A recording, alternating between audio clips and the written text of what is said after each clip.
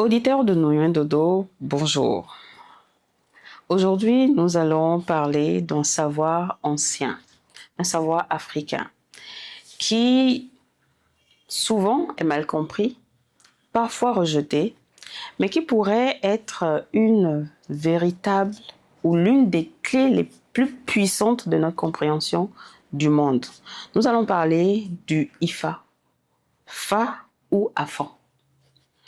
Alors, est-ce une simple pratique divinatoire ou une véritable source de connaissances? Nous l'avons longtemps considéré comme mystique, mais en réalité, c'est un système de connaissances structuré, profond et je pense en avance sur son temps. Et pour en parler aujourd'hui, j'ai l'honneur, oui, parce que c'est un grand honneur pour moi, de recevoir un homme au parcours plutôt singulier.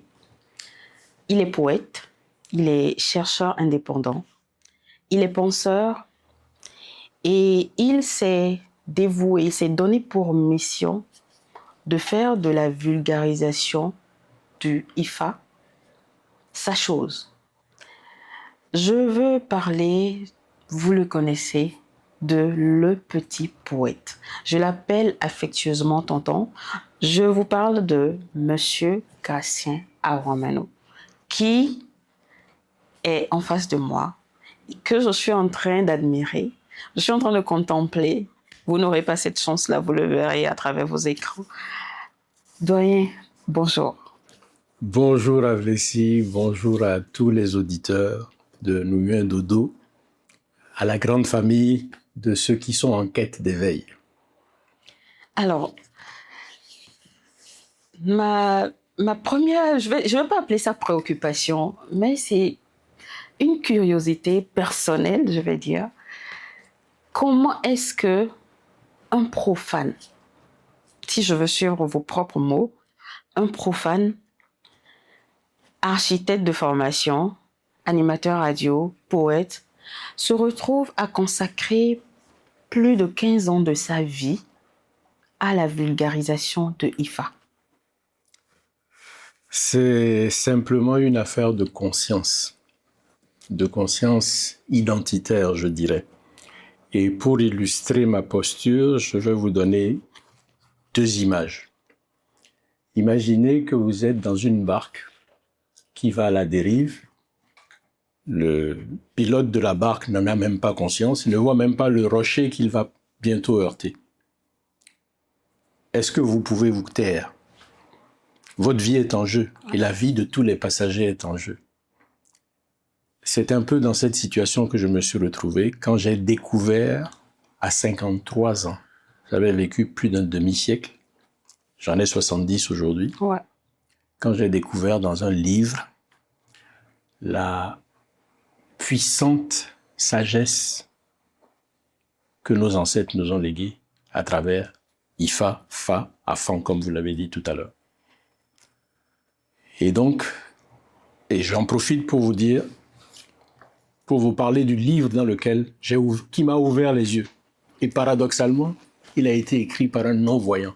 Parce que le docteur Basile Adjumoumouni, auteur du Code de vie du primitif, sagesse africaine selon Ifa, a vécu les 30 dernières années de sa vie non-voyant, Wow. aveugle. Wow. C'est un aveugle qui a écrit, et là ce n'est que le tome 1. Le livre est fait en 4 tomes, au total 1200 pages. Wow. C'est un aveugle qui a sacrifié 10 années de sa vie pour nous léguer ce trésor. Et donc quand j'ai découvert ce trésor de sagesse, de portée universelle, et qui n'a rien à envier à tous les livres sacrés qu'on nous a imposés, j'ai été pris d'un sentiment de révolte. J'habitais une maison familiale à moins d'1 kilomètre d'une église. Et je m'étais senti le chrétien que j'étais, l'éducation chrétienne que j'ai reçue, sans qu'on ne m'ait demandé mon avis. Je la vivais comme une imposture. Et mon premier réflexe, ma première envie, ça a été d'aller bombarder l'église voisine. Puis je me suis dit, bon, à 53 ans, père de famille, commencer une carrière de terroriste. Qu'est-ce que tu peux faire de plus sérieux que ça? Et c'est ce que je fais. Faire savoir. Parce que, malheureusement, qu'on ait reçu une éducation chrétienne ou musulmane ou islamique, on nous a fait croire que nos traditions étaient un tissu de pratiques archaïques, maléfiques, voire diaboliques, qu'il fallait abandonner pour aller vers les religions des autres. Et donc, ayant pris conscience du trésor que nos ancêtres nous ont légué, je me suis dit, si tu faisais savoir, ce serait peut-être plus utile que d'aller détruire. Donc, j'ai pris cette option-là de faire découvrir à mes compatriotes le trésor, la mine d'or que nos ancêtres nous ont légué, alors que les différentes formes de colonisation que nous avons subies nous ont fait miroiter le cuivre des autres. Je pèse mes mots. Nous sommes héritiers de lingots d'or et on nous a appris à convoiter le cuivre des autres.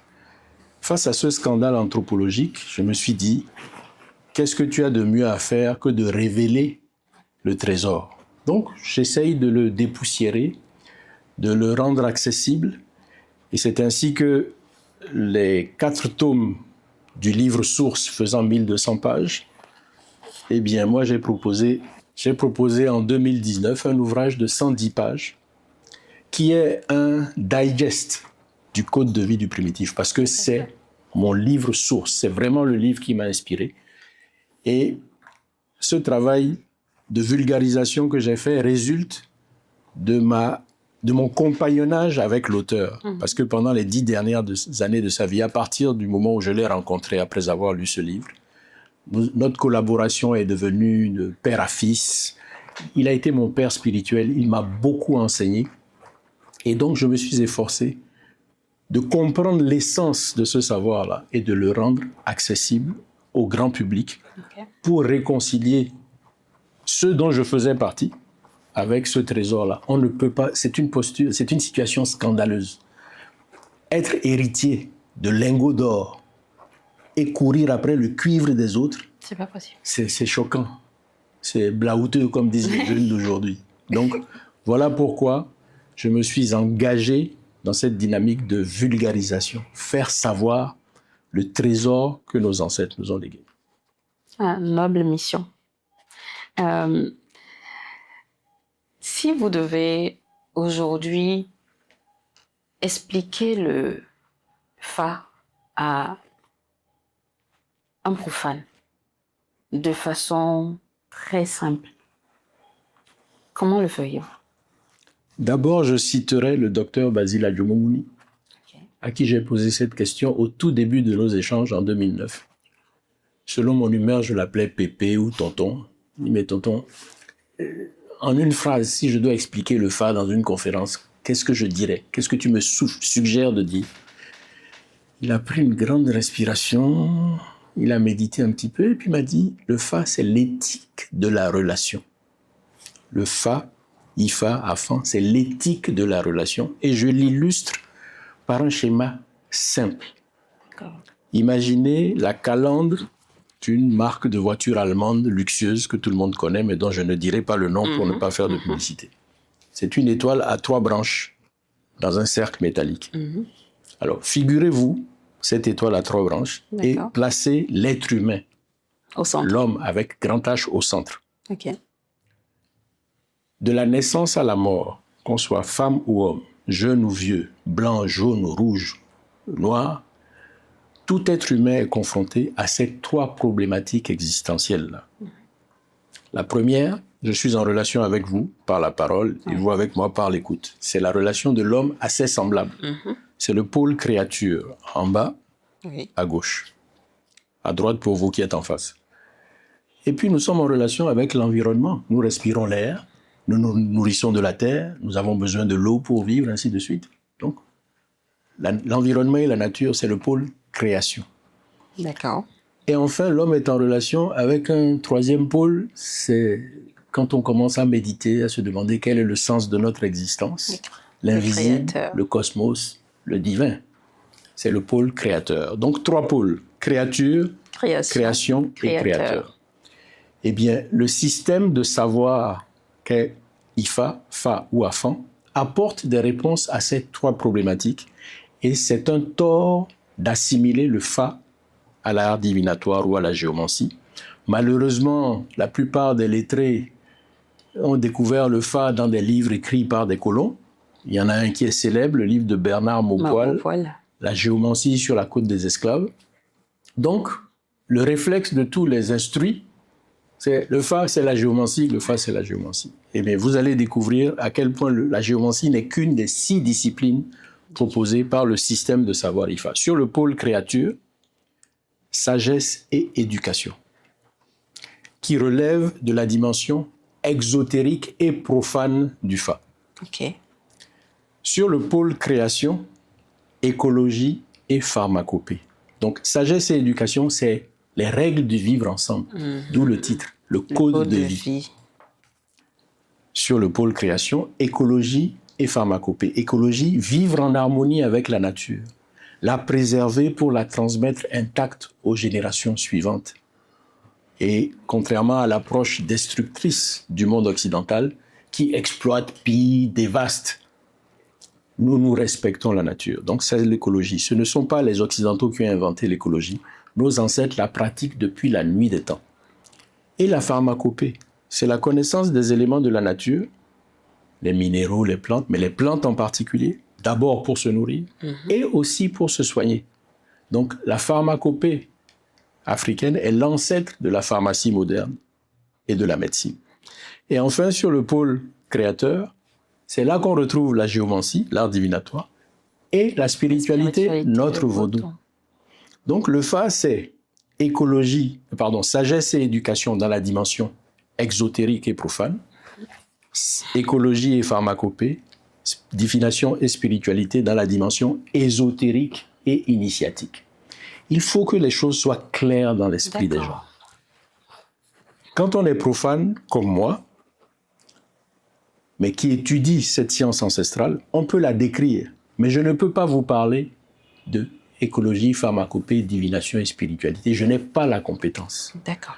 Je me suis spécialisé dans la dimension profane, sagesse et éducation, puisque ce qui me fait découvrir le code de vie du primitif, c'est une quête documentaire de proverbes et de contes de nos traditions pour alimenter une production audiovisuelle. Donc, pendant cette quête de documentation, je tombe sur ce livre qui me révèle, alors j'étais dans les feuilles et les branches, je découvre le tronc et la racine, et les racines parce que tous les contes et proverbes que j'avais sous la main résultent de versions profanes des textes de la littérature du Fa. D'accord. Donc voilà ce qu'est le Fa. En une phrase, l'éthique de la relation, et en détail, grâce au diagramme tripolaire avec les trois branches, on va vers les 6 disciplines, 2 par pôle, qui constituent l'ensemble des savoirs Ifa. Est-ce que c'est compliqué? Pas du tout. Je crois que c'est assez clair. C'est très simple. Eh bien, j'ai tendance, quand je finis cette démonstration, cette explication, à demander à ceux des nôtres qui ont adhéré à des religions exogènes d'aller chercher la plus haute autorité, le plus grand imam d'Arabie Saoudite, le pape, qu'il explique sa chose aussi clairement, aussi rationnellement et aussi brièvement. C'est pas possible. Ils auront beaucoup de mal. On vous parlera de croyances, de dogmes, de prophètes. Non, Dieu n'a pas parlé à quelqu'un. Nous sommes tous des fils de Dieu. Il n'y a pas un fils unique de Dieu. Dieu nous parle à travers la nature. Et quand on observe la nature, le cosmos, qu'on en dégage les lois, c'est là que Dieu nous parle. Exactement. Dieu est dans les lois cosmiques et naturelles et nos ancêtres l'ont compris depuis des millénaires. Ceux qui croient en des prophètes, libre à eux. Mais qu'ils fouillent 2 axes. Dans quelles conditions ces croyances ont été imposées aux Africains? Qu'ils se renseignent. Secondo, ces croyances n'ont-elles pas une origine lointaine africaine? Qu'ils cherchent. D'accord. Qu'ils cherchent. D'accord. Je n'ai pas de réponse à leur apporter, mais je leur conseille d'exercer leur curiosité et leur discernement pour comprendre. Mais chez nous, nous parlons de spiritualité. Le vaudou n'est pas une religion. Divination, spiritualité, écologie, pharmacopée, sagesse et éducation. C'est un tout. Voilà ce qu'est le Fa. C'est brillant. Ben, c'est le génie de nos ancêtres. Ouais, Moi, je ne fais que l'expliquer et le partager. Pourquoi pensez-vous que la méconnaissance de cette science est persistante en Afrique? Regardez à la loupe notre système éducatif. Les deux institutions que sont la famille et l'école enseignent-elles les rudiments de nos savoirs? Nos savoirs sont exclus. Totalement. Enseigner les panégyriques familiaux aux enfants, c'est pas très bien vu dans notre société actuelle. Est-ce qu'on enseigne les préceptes de la sagesse du Fa? L'explication que je viens de donner en moins de 5 minutes. De la maternelle à l'université, c'est ceux qui vont à l'université, s'ils ont la chance de faire lettres modernes, de croiser le professeur Kapo Maouillon, qui entendront parler du Fa. Ceux qui font socio-anthropologie entendront peut-être parler du Fa. Mais ceux qui font mathématiques, physique, agronomie, médecine. Or, c'est le socle de la civilisation partagée par tous les peuples côtiers du golfe du Bénin. Vous avez dit tout à l'heure, Ifa, Fa et Afan. Ouais. C'est l'apanage des Yoruba. Mais tous les peuples qui ont été en contact avec les Yoruba ont été tellement séduits par la pertinence, la précision de leur science spirituelle qu'ils l'ont adopté et ils l'ont adapté phonétiquement. Donc, à l'est, chez les Yoruba, c'est Ifa. Quand on vient vers l'ouest, dans l'ère culturelle fond, c'est Fa. Et quand on va vers l'ère culturelle Guin, Évé, Akan, c'est Afan. Mais la langue liturgique de Ifa, Fa et Afan, c'est le Yoruba. Et d'après les historiens, ça nous vient de l'Égypte antique. Quand l'Égypte a été attaquée par Rome, par les Assyriens, les peuples pacifiques qui étaient les Égyptiens ont migré pour aller trouver la paix là où ils pouvaient. Et c'est comme ça que vous retrouvez des niches de savants chez les Yoruba, dans le Sahel, chez les Dogons et les Bambara, et dans d'autres régions peut-être. Mais de manière sûre, je peux affirmer que vous retrouvez une science spirituelle telle que Ifa chez les Dogons et les Bambara, qui est basée sur la même logique binaire et les mêmes 256 signes. Donc, c'est le fait que notre système éducatif manque de substance identitaire. Qui nous sommes, c'est pas dans les programmes. On nous apprend la Deuxième Guerre mondiale, on nous apprend patati patala, mais qui nous sommes? Et nous qui sommes allés à l'école, on nous a appris qu'une citation grecque là qui dit « Connais-toi toi-même et tu connaîtras l'univers et les dieux ». Mais nous, l'école ne nous apprend pas à nous connaître nous-mêmes. Donc quand est-ce qu'on va connaître l'univers? Quand est-ce qu'on va connaître les dieux? Jamais. Donc nous sommes, comme l'a dit Feu Jérôme Carlos, des singes grimaçants et des perroquets récitants. Ouh là là. Et je vous dis la citation entière de Jérôme Carlos. Nous sommes nombreux à avoir choisi d'être et de rester des aliénés, des extravertis, continuant de jouer les singes grimaçants ou les perroquets récitants.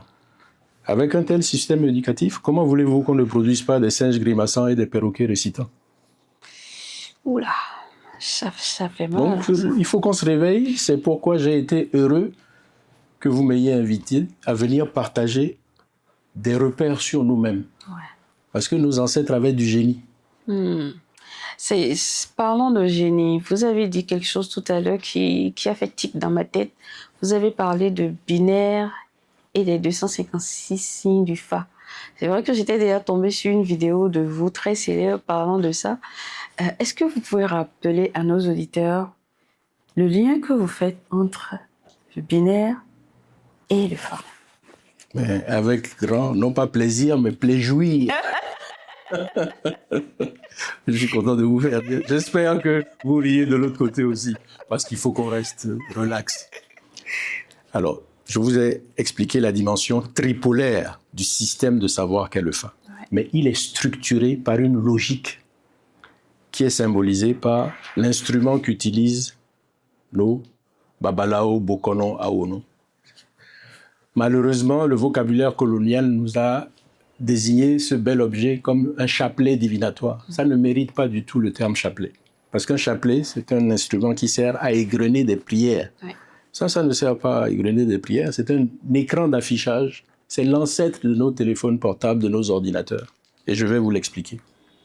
Regardez, cet instrument est constitué de 2, 4, 6, 8 demi-coques de noix et qui fonctionne comme une pièce de monnaie, pile ou face. Face creuse, symbolisée par un trait. Face convexe, bombée, symbolisée par un double trait. Voilà un élément binaire, un bit en informatique, comme une pièce de monnaie, pile ou face. Et voilà qu'il est constitué de 8 demi-coques de noix. Et il se tient par le milieu pour isoler 2 branches de 4. Allez sur Google, prenez un dictionnaire quelconque, Robert Larousse, et regardez la définition du mot octet, vous retrouverez ceci. Un octet, c'est un ensemble ou un multiplet de 8 éléments binaires. 2, 4, 6, 8 éléments binaires. N'est-ce pas l'octet? C'est simple comme bonjour.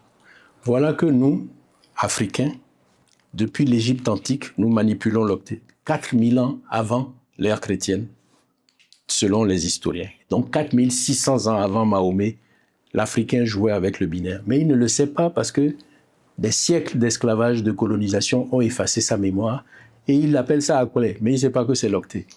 Et il envoie ses enfants à l'école et on enseigne à ses enfants que c'est un blanc, boule, qui a théorisé en mathématiques en 1800, le binaire, en 1852-53. Voilà l'octet. 5853 ans avant Boule. Nous avons 6 millénaires d'avance sur eux. Mais nous ne le savons pas parce qu'on a effacé notre mémoire. Et nous avons le culot de dire, nous, Africains, héritiers de ça, je suis chrétien, je suis musulman. Non, ne dites plus jamais ça. Dites, je suis adepte du christianisme.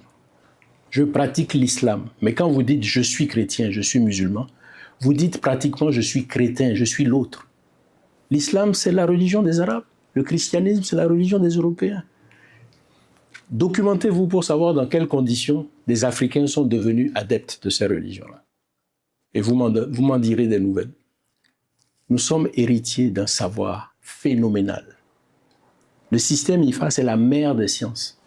Le binaire que vous retrouvez dans vos téléphones portables, vos ordinateurs, dans tous nos appareils numériques d'aujourd'hui, voilà son ancêtre. Il est africain. Et c'est reconnu par des chercheurs occidentaux. Jacques Attali en a parlé sur un plateau de télévision, chez Thierry Ardisson. Ron Eglash, un universitaire américain qui travaille sur les fractales, a démontré que la logique binaire vient des arts divinatoires africains. Et un octet, c'est mathématique. Chaque demi-coque de noix présente 2 options. 2 puissance 8 égale 256. Voilà la mathématique du Fa. Alors, il y a un alphabet qui résulte de ça, parce que quand le Bokono lance le chapelet, chaque branche de 4 affiche un des 16 pictogrammes de l'alphabet du Fa. 2 puissance 4 égale 16. 16 combinaisons à droite, 16 combinaisons à gauche. Vous avez les 256. Donc, pour mémoriser 256, vous n'avez pas besoin de retenir 256. Vous retenez 16. Et vous combinez 16 fois 16, 256. Nos ancêtres avaient du génie. Moi, je suis trop fier de ces gens-là. Trop. Et donc, il résulte de l'application des 2 valeurs de l'échelle de la dualité aux 4 éléments de la nature, parce que les 4 demi-coques de noix symbolisent de bas en haut la terre, l'eau, l'air et le feu. Pôle mâle, pôle femelle. C'est scientifique, c'est rationnel, c'est cartésien, c'est sexy. Je suis fier de mes ancêtres. Bon, maintenant, on va faire un exercice. D'accord. Les 16 pictogrammes qui résultent des combinaisons qu'on peut avoir sur chaque branche constituent l'alphabet d'IFA, Fa ou Afan. D'accord. Et chaque configuration a une dénomination dans la tradition. Là, ce sont les dénominations en fongui. OK. Alors, vous êtes la maîtresse, je suis l'élève. D'accord. Et je vais réciter l'alphabet de mes ancêtres et vous me direz. Alors, si jamais je me trompe, j'ai droit à une fessée. D'accord. Mais si je réussis, j'ai droit à 2 maltas toniques bien fraîches. D'accord. Oui. Deal. Alors, B, Yeku, Woli, Di, Loso, Ouin, Abla, Aklan, Gouda, Sa, Ka, Troupin, Lete, Toula, Tché, Fou. Ouais. Alors, je ne suis pas plus intelligent que vous, je me suis juste entraîné. Mais je tiens à dire à chacun d'entre nous qui sommes allés à l'école, nous savons réciter les 26 lettres de l'alphabet français. Même si on nous réveille à 3 heures du matin, nous allons dérouler A, B, C, D jusqu'à Z sans nous tromper. Un cerveau qui a mémorisé 26 lettres, est-ce que 16 pictogrammes, c'est compliqué? Est-ce que ça peut le dépasser? Il va les assimiler, il lui restera encore 10 cases de vide. Comment j'ai fait pour apprendre? Pendant longtemps, j'ai eu beaucoup de difficultés parce que les noms étaient compliqués. Puis un beau jour, je me rasais un matin. Devant le miroir, je me suis regardé. Et je me suis parlé. Espèce de couillon. Tu connais l'alphabet des Blancs et tu ne veux pas connaître l'alphabet de tes ancêtres. Apprends ça 4 par 4. Ouais. Je vous assure que j'avais trouvé la clé. Ouais. Quand j'ai commencé à apprendre les 4 premiers, B, Yekou, Bolidi, j'ai commencé à marcher. B, Yekou, Bolidi. C'est fini, c'était enregistré. Je me suis dit, bon, je passe au 4 suivant. B, Yekou, Bolidi, Losouin, Abla, Aklan. B, Yekou. Moins de 15 minutes après, j'avais maîtrisé les 16 pictogrammes de l'alphabet de mes ancêtres. Donc, de grâce, revenez à la maison, il y a du savoir. C'est pas de la magie, c'est pas de la sorcellerie, c'est du savoir. Et c'est l'ancêtre de ce que vous faites tous aujourd'hui, l'informatique, là. Voilà son grand-papa. Son arrière-grand-papa ici, c'est à la maison. Son ancêtre. Ça me fait penser à un proverbe Yoruba. Les Yoruba font un jeu de mots entre Sokoto et Chokoto. Ils disent, quand t'as un bel oni Sokoto, Owala pour Chokoto. Ce qu'on va chercher loin là, c'est à la maison. Donc, informatique que vous allez apprendre à l'université, là. Vous avez ça à la maison, vous ne savez même pas. Réveillez-vous, hein, débarbouillez-vous un peu, reprenez conscience du fabuleux héritage que vos ancêtres vous ont légué. Il y a des trésors à la maison. Ne perdez plus votre temps dehors. On a tout à la maison. Super. C'est très bien à savoir. Je vais m'attarder un peu sur, puisque j'ai bien aimé le fait que vous ayez dissocié ce qui peut convenir aux profanes et ce qui relève de l'ordre initiatique. Ça me fait plaisir. Alors, nous convenons que l'éducation est essentielle, mais pourquoi vous insistez autant sur elle et la sagesse dans votre démarche? Je vous ai dit que, au départ, je collectais de la documentation, proverbes et contes pour leur dimension éducative, pour faire une production audiovisuelle. Observons nos sociétés d'aujourd'hui, le monde d'aujourd'hui. L'éducation, c'est 3 clés. Le savoir, le savoir-faire et le savoir-être. Le monde d'aujourd'hui développe le savoir et le savoir-faire et néglige le savoir-être. Si le savoir-être était au contrôle, est-ce qu'on aurait les bombardements auxquels on assiste actuellement? Est-ce que, au mépris du droit international, on irait capturer un chef d'État souverain sous prétexte de je ne sais trop quoi? C'est ce qui manque au monde d'aujourd'hui. Ouais. Regardons notre société. J'ai 70 ans aujourd'hui. Je les ai eus au mois de février dernier. J'ai grandi à Porto Novo à une époque où la maison, la rue et l'école éduquaient selon des valeurs convergentes. Tout à fait. Ma maman était directrice, mes 2 parents sont instituteurs. Ma maman était directrice d'un groupe à l'école Urban Centre, allait à l'école en voiture. On laissait les filles aller à l'école en voiture. Nous, les garçons, on suivait les camarades de quartier parce que c'est là qu'il y avait l'ambiance. Mais dans l'ambiance, là, on était contrôlés. Parce que quand on déraillait, une voix pouvait s'élever d'une fenêtre. Mais on se redressait parce que ce monsieur avait autorité sur nous. Nous savions qu'il pouvait nous corriger. Et s'il nous emmenait à la maison pour faire le rapport, on aurait la 2e mi-temps de la correction. Ici. L'école, pareil. Quand tu fais une bêtise que le maître signale à tes parents, avant même de demander une explication, mais tu reprends une 2e raclée.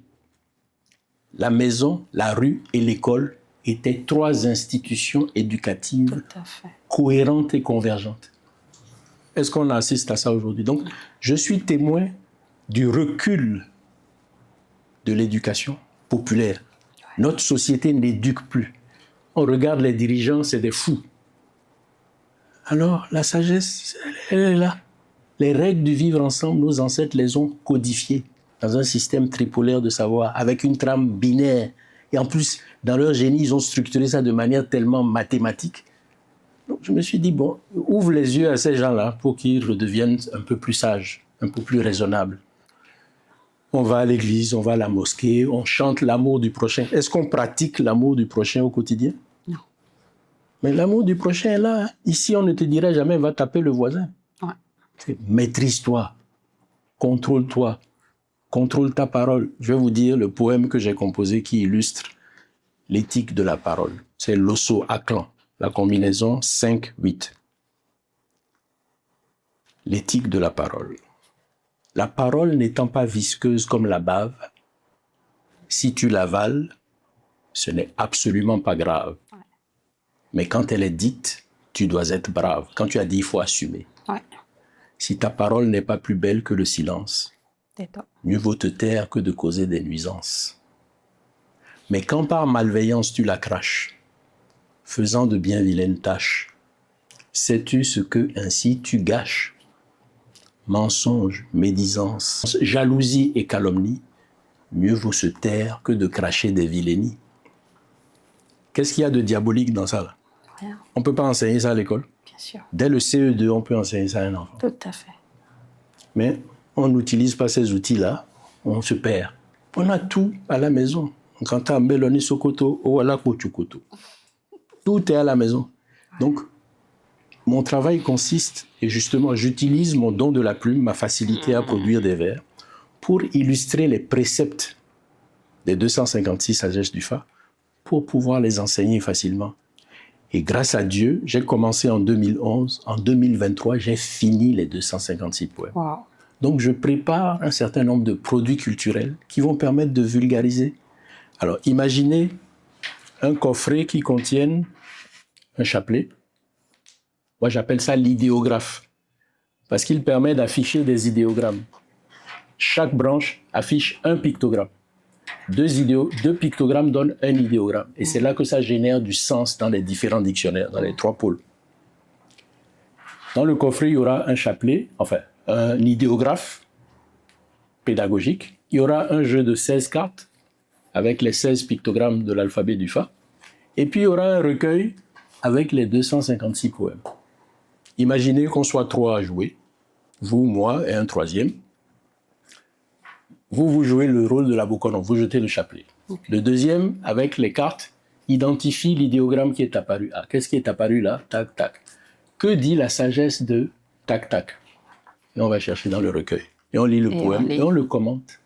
On va apprendre à lire le chapelet. On va apprendre à mémoriser les 16 pictogrammes de notre alphabet ancestral multimillénaire. Et on va naviguer dans la sagesse. Ouais. C'est pas sexy, ça? Trop sexy. Et vous achetez ça, je ne sais pas combien ça coûtera, 25 000, supposons que ça coûte 25 000. Vous allez dans une librairie, dans un supermarché, vous achetez votre coffret, et à la maison, vous jouez et vous vous instruisez. Tout à fait. C'est pas une forme d'initiation, ça? Ouais. Démocratique, profane. Moi, je produis les outils pour réconcilier le profane avec cet héritage-là. Donc, l'année prochaine, le recueil va sortir, le coffret va sortir, le recueil sera un peu plus stylisé, et dans le coffret, ce sera un manuel plus facile à manier. Voilà, donc le travail que j'ai fait, je ne l'ai pas fait pour venir faire le malin, jouer au savant, non. Mon obsession, c'est la transmission, la vulgarisation. Comment rendre ça accessible? Donc, ils ont travaillé 10 ans pour faire ça. Moi, j'ai travaillé 17 ans, mais il faut que je vous rende ça encore, que ce soit comme du chewing-gum, que vous ayez des bonbons à croquer. Voilà. Valorisons notre héritage. Et j'essaye de le faire d'une manière inspirante pour vos générations. D'abord, vous transmettre un témoin et vous faire prendre conscience du fait que c'est sacré. Ne le dénaturez pas. Embellissez-le, enrichissez-le pour le transmettre à vos enfants. C'est ça le développement. Chaque génération apporte son plus. Mais nous, on est là, on crache sur le bâton, on le jette et on se perd. Donc, cessons de nous perdre Je pense que c'est la même chose du côté de la pharmacopée, parce que comment expliquez-vous qu'avec tous les défis qu'on a actuellement, que la pharmacopée soit autant méconnue sur le continent africain? C'est encore l'héritage colonial. Tout à l'heure, je vous ai dit, l'école ne nous apprend pas qui nous sommes. Aujourd'hui, vous êtes malade, vous allez voir le médecin, vous envoie à la pharmacie. Et l'argent que vous allez dépenser là, les nôtres, les intermédiaires vont toucher des miettes, mais l'argent ira là-bas. Le système, c'est un système d'exploitation, de domination et d'exploitation qui a été mis en place. Tant qu'on n'a pas décolonisé notre mental, on va continuer de suer pour l'autre. La pharmacie moderne, c'est les molécules qu'il y a dans les plantes. Ouais. Ils viennent, leurs chercheurs, là, ils viennent voir nos tradis praticiens, ils vont prendre le principe actif. Quand ils vont déposer le brevet, vous ne verrez plus le nom de Bodja qui leur a vendu ça. Du tout pas. C'est monsieur docteur Intel. C'est à nous de valoriser. Mais que font nos grands médecins? Que font nos pharmaciens? Nous avons une faculté des sciences de la santé. Que font-ils pour coopérer avec les tenants de notre médecine traditionnelle, de la pharmacopée? Ouais. Ils les considèrent avec mépris. Donc il faut se débarrasser de ce mépris-là, reconnaître qu'ils ont des savoirs et aller dans une coopération loyale. Quand vous avez reçu, associez votre nom, mettez le brevet au nom de Bodja et vous. Tout à fait. Donc, ce que je fais à ma petite échelle, si tout le monde le fait dans son domaine, le développement sera au rendez-vous, à mon avis. Mais pour le moment, nous entretenons nous-mêmes le système d'exploitation coloniale. Nous n'avons pas décolonisé l'école, nous n'avons pas décolonisé la médecine, rien du tout. Donc, bientôt 66 ans de souveraineté, essayons de nous montrer dignement souverains. Mais c'est une affaire collective. Ce n'est pas LPP seul qui a le pouvoir de faire cette révolution salutaire.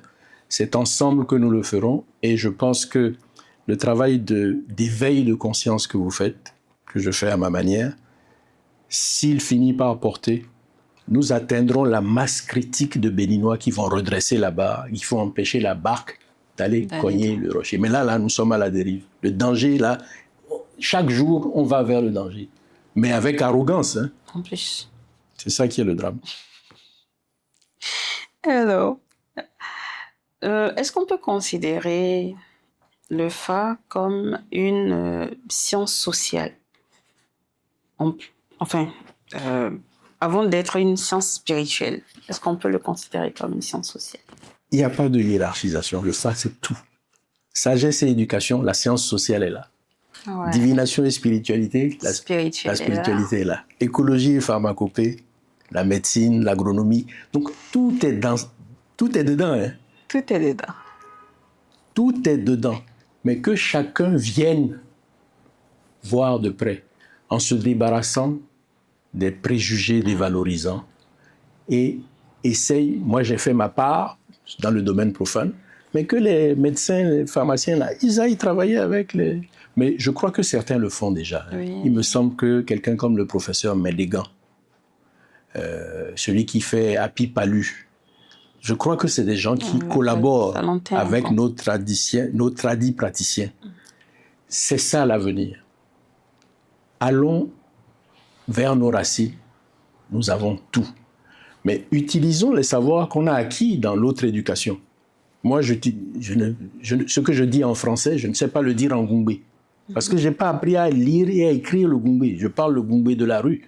Oui. Mais la langue dans laquelle je pense, je conçois mes idées, c'est le français. Mais je m'en sers pour valoriser mon patrimoine. Donc, c'est ce que je conseille à chacun. Le système éducatif vous a extraverti, mais ce que vous avez acquis là-bas, utilisez-le pour venir valoriser ce que vous avez négligé à la maison. Et quand chacun l'aura fait dans son domaine, je vais vous donner un exemple. Voilà deux livres que je vais vous montrer. Écrits par des compagnons de combat. Ici, c'est Afin de la divination aux principes mathématiques, la science de l'avenir, de Émile Sosa, un Togolais d'origine béninoise. D'accord. qui a suivi mes premières conférences et qui, lui, a la fibre mathématique. Mais il a démontré comment toutes les mathématiques modernes, jusqu'au calcul infinitésimal, dérivent de la logique binaire du Fa. Il a utilisé ses connaissances de mathématicien pour montrer qu'il y a quelque chose ici. Il a fait tout un livre. Ici, c'est le fils de Jérôme Carlos que j'ai cité tout à l'heure. D'accord.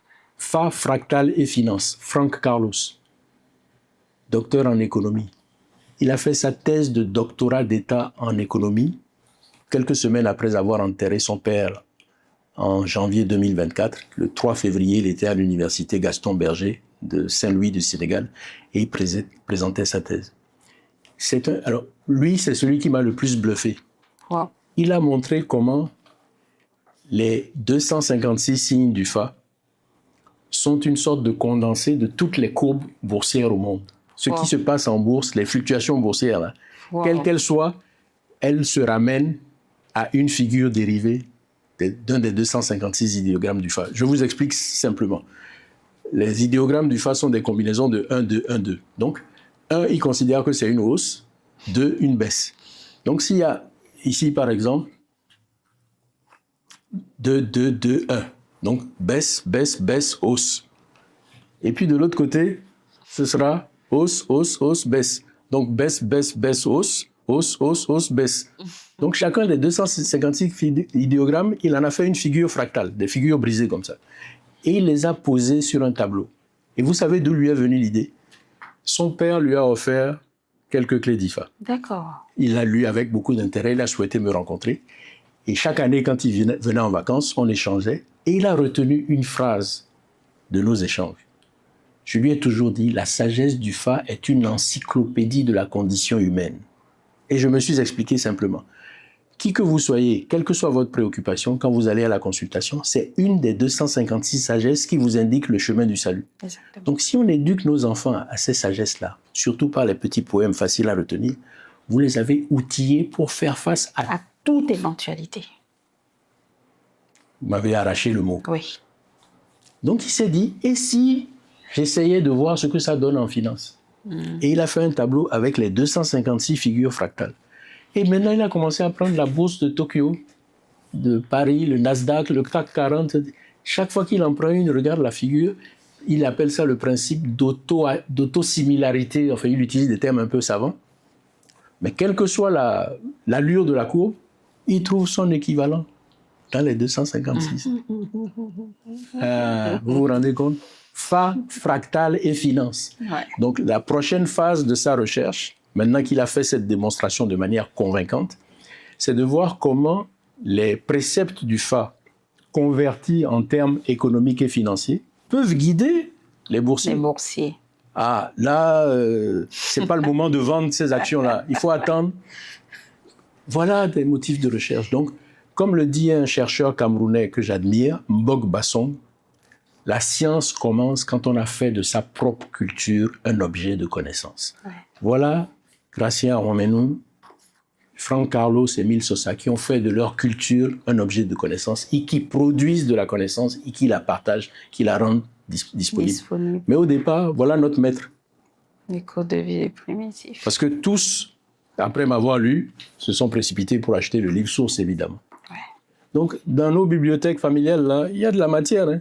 Arrêtez de lire les romans futiles, là, de regarder les télénovelas. Il y a du boulot à la maison. Il y a du taf, comme disent les jeunes. Donc voilà. Chaque fois qu'il en prend une, regarde la figure, il appelle ça le principe d'autosimilarité. Enfin, il utilise des termes un peu savants. Mais quelle que soit l'allure de la courbe, il trouve son équivalent dans les 256. Vous vous rendez compte? Fa, fractal et finance. Ouais. Donc, la prochaine phase de sa recherche, maintenant qu'il a fait cette démonstration de manière convaincante, c'est de voir comment les préceptes du Fa, convertis en termes économiques et financiers, peuvent guider les boursiers. Les boursiers. Ah, là, c'est pas le moment de vendre ces actions-là. Il faut attendre. Voilà des motifs de recherche. Donc, comme le dit un chercheur camerounais que j'admire, Mbok Bassong, la science commence quand on a fait de sa propre culture un objet de connaissance. Ouais. Voilà Gracien Romenou, Franck Carlos et Emile Sosa, qui ont fait de leur culture un objet de connaissance et qui produisent de la connaissance et qui la partagent, qui la rendent disponible. Mais au départ, voilà notre maître. Les codes de vie primitifs. Parce que tous, après m'avoir lu, se sont précipités pour acheter le livre source, évidemment. Ouais. Donc, dans nos bibliothèques familiales, là, il y a de la matière. Hein. Arrêtez de lire les romans futiles, là, de regarder les télénovelas. Il y a du boulot à la maison. Il y a du taf, comme disent les jeunes. Donc voilà. Chers amis, nous marquons une courte pause de quelques instants. Si vous appréciez ce voyage au cœur de nos traditions, le meilleur moyen de nous soutenir est de vous abonner et d'activer la cloche de notification. Un petit like ou un commentaire avec vos questions nous aide énormément à faire rayonner cette culture. Retrouvez-nous aussi sur TikTok, sur Facebook, sur Instagram pour des contenus plus exclusifs sous le nom de Nounouin. Merci de votre fidélité et on reprend tout de suite la discussion. Alors, vous tirez de votre héritage culturel un outil de développement communautaire. Est-ce que vous pensez que le FA peut contribuer au développement personnel et à la santé mentale? Certainement. Je reviens à mon diagramme tripolaire, sagesse et éducation. Si on est éduqué à la sagesse, qu'on a appris les règles de vivre ensemble, on sera un meilleur citoyen, on sera un meilleur entrepreneur, on sera un meilleur salarié. Ça, c'est la dimension développement personnel. Et ça va rejaillir sur la société, développement communautaire, développement mental. Là, vous m'obligez à parler un peu de ce que je ne maîtrise pas bien, la dimension initiatique. L'initiation, c'est quoi? En peu de mots, c'est aller chercher dans la forêt sacrée les clés de son destin. Celui qui connaît les clés de son destin, à qui on a indiqué, ici, c'est carton rouge, ici, c'est carton jaune, ici, tu peux jouer. Donnez-lui 10 millions pour aller dans la zone rouge. Il ne va même pas s'égarer, il ne va pas se perdre. Mais celui qui ne sait pas, à cause de l'argent, de l'appât du gain, il va prendre le risque d'aller vers sa propre mort. Donc, pour qu'on arrête d'être des fous, ce n'est pas une mauvaise chose d'aller à l'initiation. Même si moi qui vous parle, par choix, j'ai décidé de ne pas aller à l'initiation, pour rester crédible aux yeux des profanes que je veux convaincre que leur héritage vaut la peine. Mais les gens ont tendance à croire qu'on fait du prosélytisme, on veut emmener tout le monde au FA. Non, ce n'est rien de sorcier. L'initiation à la base, c'est connaître les clés de sa destinée, savoir quelle est sa zone d'épanouissement. Est-ce que ce n'est pas un outil de développement personnel? Totalement. Ça? Et puis de développement mental, parce que vous faites les choix pertinents. Totalement. Vous ne faites pas de choix qui sont contraires à votre destinée. Non, ce sont des choses simples. Quand on les explique clairement et simplement, c'est facile. Malheureusement, ce qui s'est passé sous la colonisation, l'évangélisation, l'islamisation, c'est que les tenants de ces savoirs ont été ostracisés, diabolisés. Du coup, c'est comme ça, c'est nous les sorciers. Ils ont crypté le message, ils l'ont surcrypté pour pouvoir le transmettre entre initiés. Aujourd'hui, il faut qu'on les décongestionne eux aussi, qu'ils acceptent maintenant. Et c'est l'occasion de saluer Dadjissa, qui a accepté de collaborer pendant 10 années avec le docteur Adjumoumouni. Adjumoumouni a raison d'un rendez-vous hebdomadaire tous les mardis pour mettre ceci à notre disposition. Si lui, il faisait du mystère, il n'aurait pas accepté cette collaboration. Oui, c'est vrai. C'est parce qu'il est ouvert, prêt au partage. Il n'a pas l'instruction du docteur Adjumoumouni, mais il est un savant dans sa discipline. Et en Fongbe, quand vous l'entendez parler le fond, c'est académique. Donc, les choses sont simples. Très. Beaucoup, aujourd'hui, prospèrent sur notre ignorance et sur la mystification. Mais quand on aura mis les connaissances de base à la portée de tout le monde, que tout le monde sera à un bon niveau d'information, Nous allons mettre les charlatans, les escrocs, les marchands d'illusions De côté. de côté. Ouais. Et nous allons avancer. Ouais. Mais tant que nous ne savons pas, nous sommes vulnérables. Moi qui suis devant vous aujourd'hui, je prétends que si vous m'alignez 40 Bokono, 2 vrais, 38 faux, en passant 15-20 minutes devant chacun, je vais identifier les 2 vrais avec qui je vais travailler. Les autres, je vais leur remettre de quoi payer leur ZEM ou leur GoZEM ou leur taxi pour rentrer. Et je ne vais pas me faire rouler dans la farine. Mais celui qui n'a pas la connaissance est vulnérable aux 38 escrocs. Ouais. Donc, c'est ensemble que nous allons inviter les 38 escrocs à aller faire un travail plus sérieux ou à devenir honnêtes. Et d'ailleurs, parmi eux, il y en a qui se prétendent Bokono, mais qui ne le sont même pas. Mais au pays des aveugles, les borgnes sont rois. Ouais. Donc, continuons de partager la connaissance. Militons pour que notre système éducatif formel et institutionnel intègre un peu de substance identitaire, un peu de nous-mêmes. Et au fil des années, des décennies, les choses vont évoluer. Mais aujourd'hui, l'urgence, c'est décoloniser l'éducation. Ouais. C'est fort. Décoloniser absolument l'éducation. Le colon est parti depuis 66 ans, Vraiment. mais nous sommes des autocolons.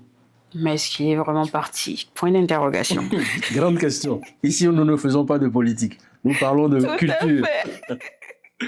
Dites-moi, la transmission de Fa, ça se fait aux initiés, au Babalao, au Bokono. Est-ce que votre vulgarisation ne dérange pas un peu la façon dont vous le faites aux profanes? Est-ce que ça ne dérange pas un peu les gardiens de la tradition?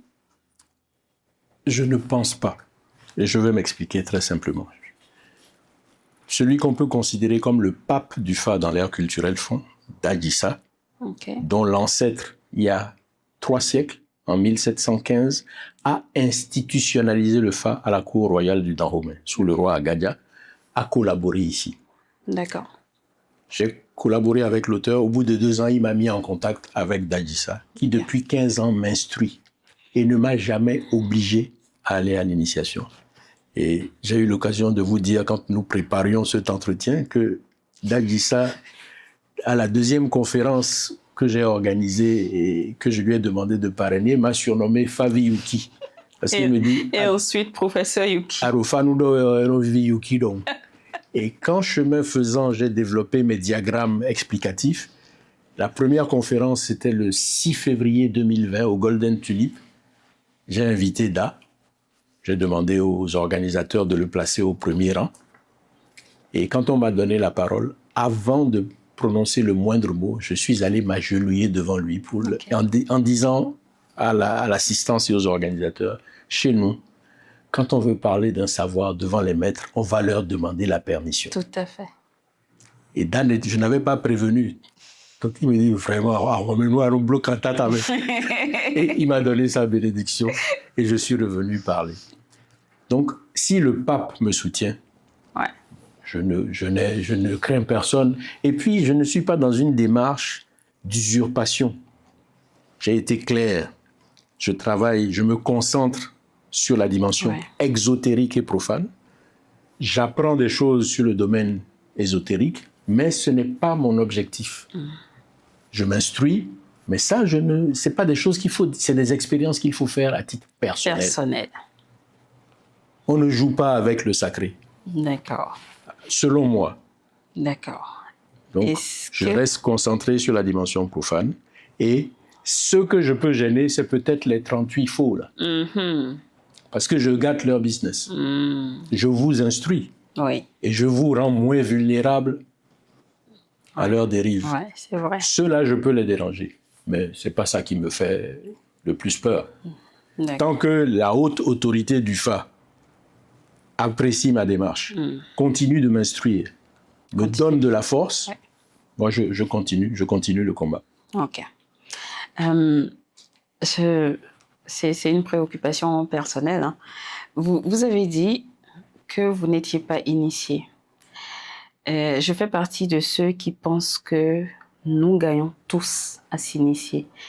Et je suis souvent confrontée à certains frères qui pensent le contraire, qui disent que tout le monde ne doit pas être initié au Fa. J'aimerais que vous me donniez votre point de vue par rapport à ça. D'abord, il faut que chacun se sente libre.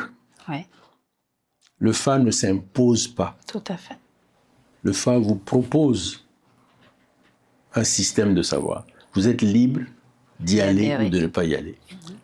Mais maintenant, ceux qui pensent qu'on ne doit pas s'initier, moi je vous ai expliqué la raison pour laquelle j'ai choisi délibérément de ne pas aller à l'initiation. Pour votre crédibilité. Voilà. À titre pédagogique, Ouais. compte tenu de mon objectif. Mais que perd-on à aller découvrir les clés de sa destinée? Qu'ils nous disent. Savoir quelle est sa zone d'épanouissement et d'accomplissement existentiel. Et les secteurs qu'il faut éviter, parce qu'il y a danger là-bas. Connais-toi toi-même et tu connaîtras l'univers et les dieux. S'initier au Fa, c'est aller à la connaissance de soi. Quand on lit l'horoscope, c'est 12 signes. Mais le Fa, c'est 256 signes. C'est plus fin. Ouais.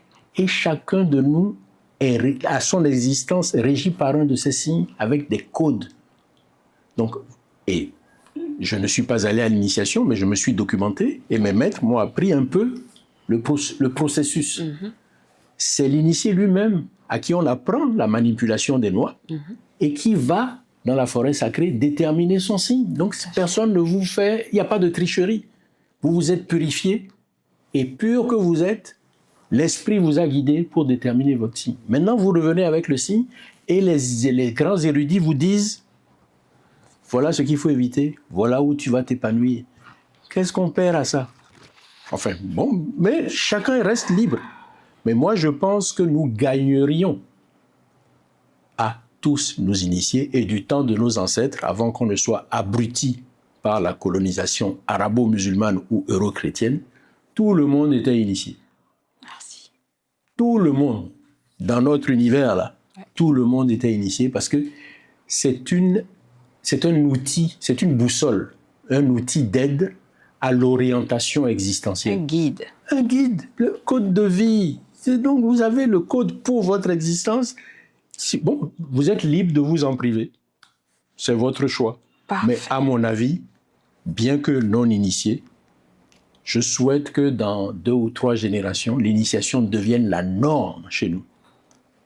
Et que, je vais plus loin, je pousse l'audace jusqu'à dire que jusqu'à l'âge de 14 ans, on devrait interdire de parler de religion exogène à nos enfants. Et que jusqu'à cet âge-là, on les ait formatés, on leur apprenne leur héritage, leur panégyrique, qu'ils connaissent leur généalogie sur au moins 6 générations. Tous autant que nous sommes aujourd'hui, dépassé grand-papa, on ne connaît pas, on ne peut pas mettre un prénom. C'est gâté. Les Blancs sont capables de retracer leur généalogie sur 600 ans. Donc, nos panégyriques, c'est l'histoire de notre lignée. Connaître la signification de son prénom endogène, de son nom de famille, connaître son panégyrique, connaître son signe du Fa, connaître ses interdits. Où est le mal? Celui qui aura été éduqué de cette manière jusqu'à l'âge de 14 ans, mais à partir de 14 ans, présentez-lui la Bible, le Coran, la Torah, il va regarder, il va dire, oh, c'est pas mal, mais pour moi, il est mieux à la maison. Ouais. Il ne va pas s'égarer. Mais qu'est-ce qui se passe actuellement? Dès l'âge de 7 ans, nous confions le cerveau de nos enfants à l'ennemi. Je ne dis pas à l'étranger, je dis à l'ennemi, parce que les Arabes ont été les premiers à nous mettre en esclavage. Depuis le 8e siècle jusqu'à aujourd'hui. Les Européens, ils ont industrialisé l'esclavage de l'homme noir.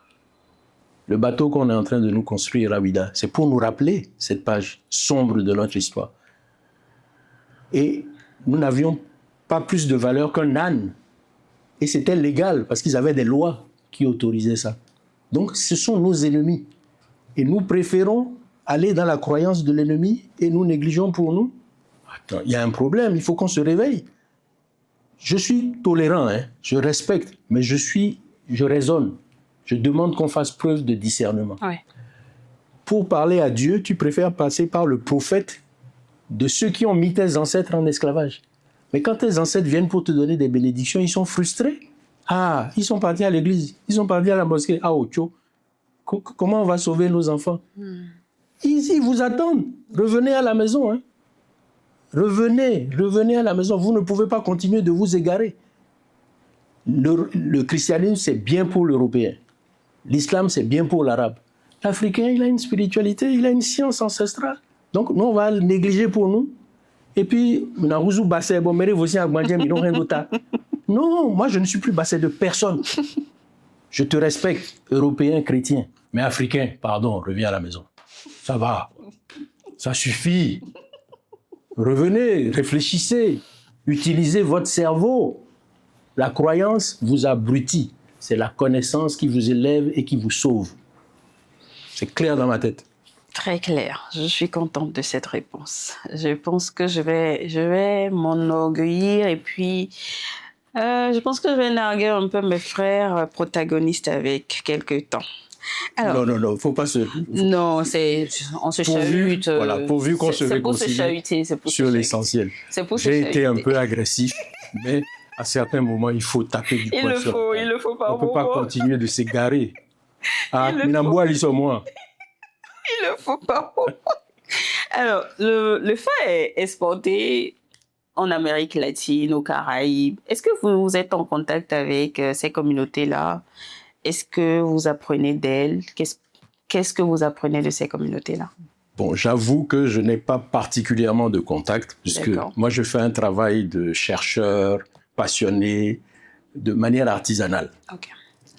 Dans ce que je lis, je découvre un certain nombre de choses et je sais que au Brésil, au Venezuela, en Colombie, à Cuba et en Haïti, le fa est fortement présent. D'accord. Puisque les esclaves sont partis avec leur savoir. On a beau les traiter comme sous-hommes, leur culture et leur savoir sont restés là, ils les ont entretenus. Tout à fait. Dans une certaine clandestinité. Mais aujourd'hui, quand vous allez au Brésil, je vais vous raconter une anecdote. Je me suis retrouvé à l'Institut français, à la cafétéria, je prenais mon déjeuner, et puis un compatriote qui a vécu en France était de passage, et il vient d'être admis à la retraite. Il m'a dit que le premier voyage qu'il s'est offert quand il a été admis à la retraite, c'est d'aller au Brésil.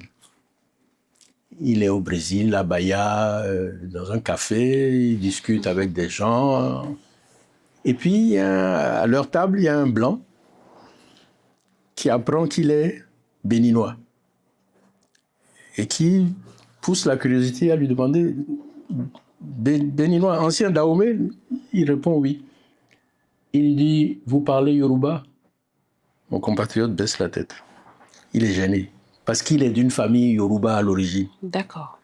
Mais il parle fond, il dit non, plutôt fond. Il dit, ah, dommage, si vous parlez Yoruba, on aurait échangé en Yoruba. Parce que je suis allé vivre quelques années au Nigeria, un blanc brésilien. J'ai passé des années au Brésil, au Nigeria plutôt. J'ai appris le Yoruba, je me suis initié à Ifa. Oh. Donc, vous connaissez votre signe d'Ifa? C'est un crétin comme moi. Donc, voilà des circonstances où nous, les acculturés du continent, nous nous retrouvons face à nos frères de l'autre côté et même à des Blancs qui ont été conquis par notre spiritualité ancestrale et qui nous interpellent. Est-ce que tu connais ton béaba? Et il m'a raconté cette expérience en me disant, tu fais un travail remarquable parce que tu nous réveilles. J'ai eu la honte de ma vie. Un blanc brésilien qui me demande si je parle Yoruba, non. Si j'ai mon fa, non. Voilà. Voilà ce que je peux dire. J'espère avoir, que Dieu me prête vie, je touche du bois, l'occasion d'aller rencontrer ces communautés-là, mais le petit chercheur artisanal que je suis n'est pas encore à ce niveau-là. D'accord. Alors, quel a été votre plus grand choc avec le fa?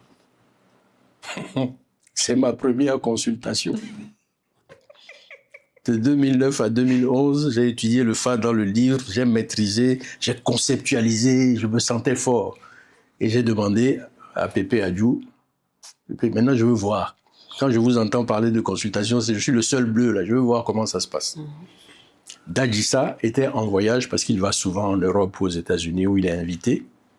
Il n'était pas présent, donc le docteur Adjou Moumouni demande aux enfants de la maison de regarder dans son répertoire le nom de tel monsieur, qui est un beau nom. Et il l'appelle, il lui annonce, je t'envoie un de mes fils, Gracia Romeno, qui viendra te voir. Bon, j'appelle le monsieur, 48 heures après, j'avais rendez-vous à Calavi. J'arrive pour faire cette consultation et mes yeux, mes oreilles, tous mes sens fonctionnaient comme une caméra. Je voulais tout capter. Dès que je serais rentré, j'allais remplir mon ordinateur ou mon carnet de notes. Et la question que je pose, donc 2011, ça faisait deux ans que j'étais engagé sur ce chemin patrimonial. La question que je pose comme prétexte pour voir comment ça fonctionne, c'est l'affaire que je suis en train de faire là, de continuer ou d'arrêter. C'était ça ma question. Le Bokonon se consacre, il consacre ses instruments, il lance les idéographes et il me regarde et il me dit « Ah, est-ce que vous avez des jumeaux ?» Parce que la divinité des jumeaux apparaît. J'ai 3 filles, des jumelles et leur aussi. Ah, là, je commence à regarder, il n'y a pas une caméra cachée ici, là. Donc, l'observateur commence à être déstabilisé. Et maintenant, il vient à l'interprétation du signe. Il dit, l'augure est favorable. Quelle que soit la préoccupation que vous avez soumise, l'augure est favorable, c'est bon, vous pouvez avancer. Mais, et là, il me fixe droit dans les yeux.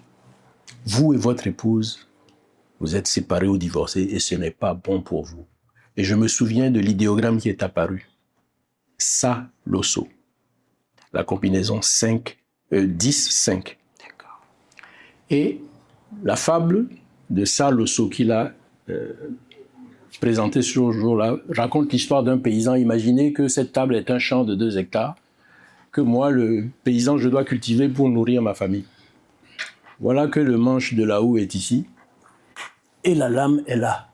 Le poème que j'ai composé pour illustrer cet enseignement, c'est « Le manche de la houe est sans âme s'il est dépourvu d'une bonne lame. Mais il faut pour un bon emboîtement quelques efforts d'ajustement. » Ça m'a parlé parce que c'était ma situation. J'étais séparé de mon épouse depuis 4 ans. Ouais.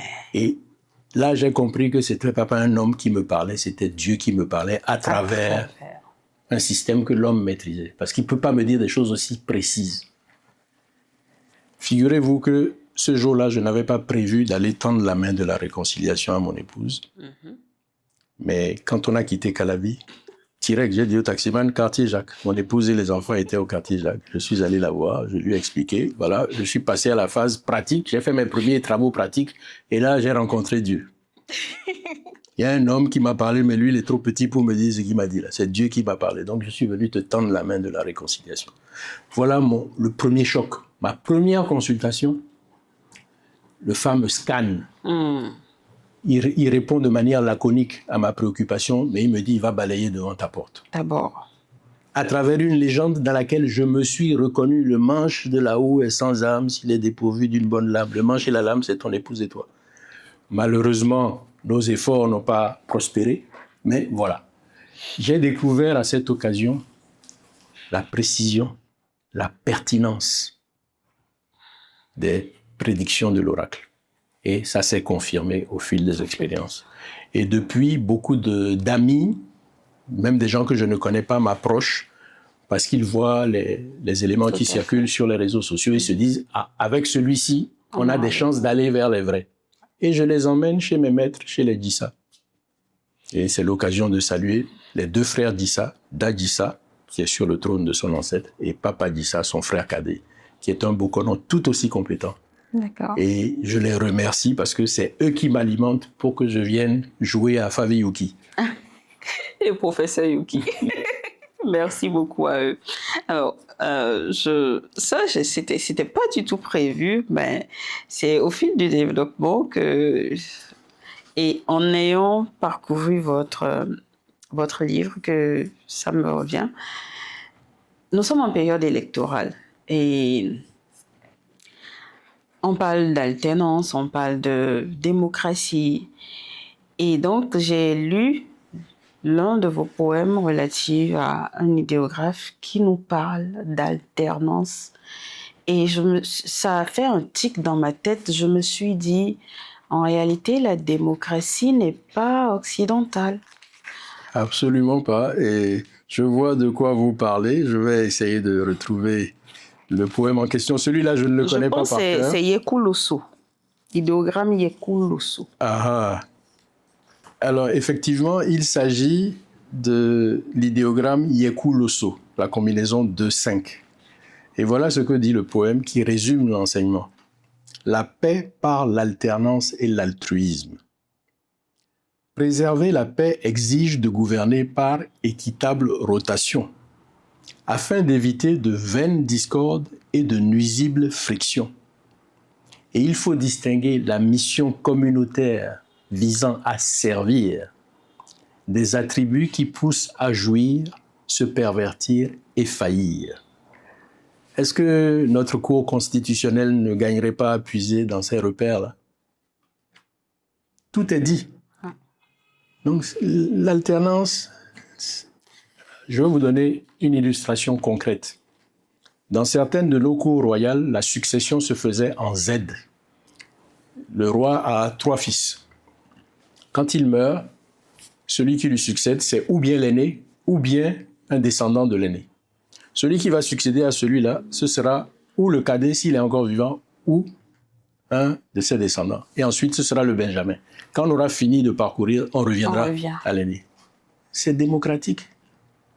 Mais on dira, non, on n'est pas allé aux élections. Mais les élections à l'occidental, ça correspond à leur paradigme. Nous avons d'autres réalités. Et ça n'a pas empêché nos rois de gouverner équitablement. Parce que un roi, avant d'être intronisé, il est formé.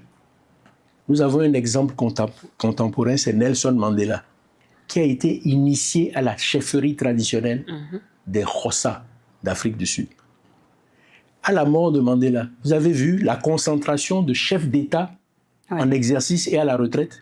Iwa Djoubane, respect, parce que ce type-là, il a fait un mandat, il a quitté le pouvoir, il a passé la main. Et quand après avoir fait 27 années de prison, il aurait pu être agressif, vindicatif vis-à-vis des Blancs qu'il avait emprisonnés. Il a invité Peter Botha, ou bien je ne sais plus comment il s'appelait là. On est dans la même barque. C'est ensemble qu'on va trouver les bonnes solutions. Ce n'est pas nous, les uns contre les autres. Nelson Mandela a exercé au niveau du pouvoir contemporain l'éthique du pouvoir traditionnel. Et vous ne verrez à la mort d'aucun chef d'État, on a eu cette concentration. La sagesse africaine a brillé là. Peu de gens ont vu ça. Moi, j'ai vu cette dimension-là. C'est pour ça que je profite de l'occasion pour partager ça avec vous. D'accord. Nous avons, quand on Beloni Sokoto, devenez, ne vous perdez plus, vous gaspillez le temps. Vous gaspillez le temps là-bas. Regardez les fortunes que les Africains dépensent chaque année pour aller en pèlerinage sur des terres saintes lointaines. Je ne vais pas dire de nom, vous devinez. L'argent qu'on dépense chaque année là, on a fini de construire les hôpitaux et les écoles. Oui. Mais on préfère aller jeter l'argent dehors. C'est quoi ça? Ah, des gens qui sont déjà rassasiés. Maintenant, une question que je vous pose à tous. Quelle est la terre sur laquelle Dieu a fait naître l'être humain? C'est pas l'Afrique? La science universelle reconnaît que l'Afrique est le berceau de l'humanité. De l'humanité. Moi, je suis né sur la terre sainte. Je suis fier. J'en suis conscient. Qui va me prendre mon 1 franc pour aller voir terre sainte de qui? C'est Payol là-bas, l'original est ici. Démontrez-moi le contraire. Là où Dieu a créé l'espèce animale la plus sophistiquée, l'être humain, c'est l'Afrique. Nous sommes les premiers fils de Dieu. Les fils aînés de Dieu, c'est nous les Noirs. C'est quand le Noir a voyagé, le climat, il a traversé les montagnes, le froid, il s'est dépigmenté, il est devenu blanc-jaune. C'est démontré scientifiquement. Tout à fait. Et maintenant, c'est nos arrière-petits-fils qui vont nous enseigner quoi? Qu'est-ce qu'ils savent? Venez, on va vous apprendre la sagesse. Ouais. Mandela, l'incarnation de la sagesse au pouvoir formel moderne. Que la mémoire de Mandela visite Trump, Netanyahou et autres, et autres malades mentaux. Ok. Alors, lorsqu'on vous écoute, une seule phrase vient à l'esprit. Et j'aimerais c'est une question, j'aimerais vous poser cette question, c'est comment on redevient africain? C'est une question. Est-ce que IFA, pour vous, est un acte politique autant qu'intellectuel? Comment on redevient africain? Bon, moi, je suis un peu allergique à la politique. Ah ah, C'est un acte citoyen. d'accord. J'essaye de montrer, par l'exemplarité et par ce que je fais, le chemin du retour à soi-même. Et j'ai même composé un poème que j'ai intitulé « Osons être nous-mêmes », évitant de s'égarer en vaines imitations. Quand l'être humain puise l'inspiration à la source authentique de cette tradition, son génie vivifie le dialogue des civilisations. Et c'est ainsi que sur Terre, il accomplit dignement sa mission. Je le montre par ce que je fais. Je le dis, mais je ne me contente pas de le proclamer. Je le fais concrètement. Et j'espère être une source d'inspiration pour vous jeunes. Utilisez votre génie, vos talents, vos compétences pour revenir valoriser ce que vous avez négligé à la maison. Le système éducatif, on va mettre 20, 30 ans à le réformer, à le décoloniser. Mais vous pouvez prendre des initiatives personnelles. Ce que je fais. Pourquoi vous m'avez invité? C'est parce que vous avez eu les échos de mon engagement citoyen. Donc, ce n'est pas un acte politique, c'est un acte citoyen. C'est un acte identitaire que je pose. Et c'est ma mission. J'ai compris que si je ne le faisais pas, j'aurais raté ma vie. J'aurais peut-être gagné de l'argent, j'aurais peut-être été milliardaire, mais je serais passé à côté de ma mission. Donc, voilà, j'essaye simplement d'être une source d'inspiration pour les jeunes générations et pour nous réconcilier tous avec le fabuleux trésor que nos ancêtres nous ont légué et que des abrutis et des criminels nous ont appris à renier. Parce que pour mettre son prochain en esclavage, il ne faut pas être normal. Et pour le faire, 5 minutes, c'est tolérable, on peut se tromper. Mais de le faire pendant des siècles, moi je me questionne sur l'humanité de ces peuples-là. Et je ne comprends pas mes frères qui continuent de vénérer les prophètes de ces criminels-là. Ils prétendent... Ils ne peuvent pas nous parler d'amour du prochain parce qu'ils nous ont démontré et c'est documenté. Allez sur Internet, tapez Romanus Pontifex. C'est le décret pontifical signé par le pape Nicolas V le 8 janvier 1454 dans lequel il donnait le monopole au roi du Portugal, écoutez bien les termes, pour attaquer, conquérir et soumettre à la foi chrétienne et à la servitude les nègres de Guinée, nos ancêtres. Ces gens-là peuvent nous parler de l'amour du prochain et de Dieu. Mettez-vous à genoux que j'ai fini de vous pardonner. Ouais. Quelle est la dernière résolution que les Nations Unies ont votée? L'esclavage, crime contre l'humanité. Oui. C'est un pape qui a validé, légalisé l'esclavage. Ah, messieurs les chrétiens, vous avez des comptes à nous rendre. Les musulmans, c'est pareil. Parce que les Arabes, ils ont commencé des siècles avant, depuis le 8e siècle. Ils utilisent leur religion comme anesthésiant pour vous endormir et ensuite pour vous enchaîner, vous dominer, vous assujettir. Et vous continuez de boire le poison? Réveillez-vous, mes frères. C'est pas possible qu'on continue comme ça. Faites ce que vous voulez, hein? Mais c'est indigne. Et vous faites injure à vos ancêtres en vénérant les prophètes de leurs bourreaux. Ça, personne ne peut me démontrer le contraire. Si quelqu'un a des arguments, je l'attends ici.